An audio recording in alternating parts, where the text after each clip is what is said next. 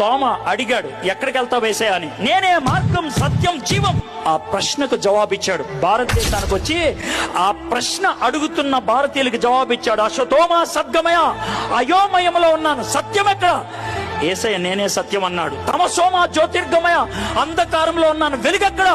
యేసయ్య నేనే వెలుగు అన్నాడు. మృత్యోర్మ అమృతాంగమయ, చావు భయములో ఉన్నాను, అమృతం ఎవరేస్తారు? యేసయ్య అన్నాడు, నేనే పునరుద్ధానాన్ని, నిత్య జీవాన్ని. యేసయ్య ఇచ్చిన సమాధానాన్ని పట్టుకొని భారతదేశానికి వచ్చాడు. యేసయ్య ఇచ్చిన అనుభవాన్ని పట్టుకొని భారతదేశానికి వచ్చాడు.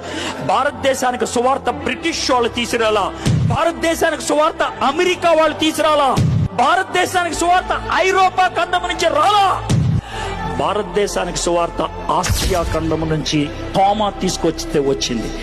భారతదేశానికి సువార్త వచ్చింది క్రీస్తు శకం 53 అక్టోబర్ నెలలో.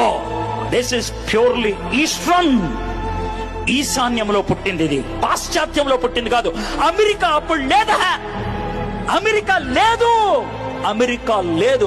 అమెరికాని కనుక్కుంది 15వ శతాబ్దంలో. భారతదేశానికి సువార్త వచ్చింది 1వ శతాబ్దంలో. మధ్యలో 1400 సంవత్సరాల గ్యాప్ ఉంది. దేవుడు భారతదేశాన్ని ప్రేమిస్తున్నాడయ్యా, నిన్ను ప్రేమిస్తున్నాడు, నన్ను ప్రేమిస్తున్నాడు. అందుకే తన శిష్యుని పంపించాడు భారతదేశానికి. మై ఫ్రెండ్స్, ఖచ్చితంగా చెప్తాను. దేవుడు తోమ అడిగాడు, ఎక్కడికి వెళ్తావు యేసయ్యా అని. నేనే మార్గం, సత్యం, జీవం. ఆ ప్రశ్నకు జవాబిచ్చాడు. భారతదేశానికి వచ్చి ఆ ప్రశ్న అడుగుతున్న భారతీయులకు జవాబిచ్చాడు. అశ్వతోమ సద్గమయ, అయోమయంలో ఉన్నాను, సత్యం ఎక్కడ?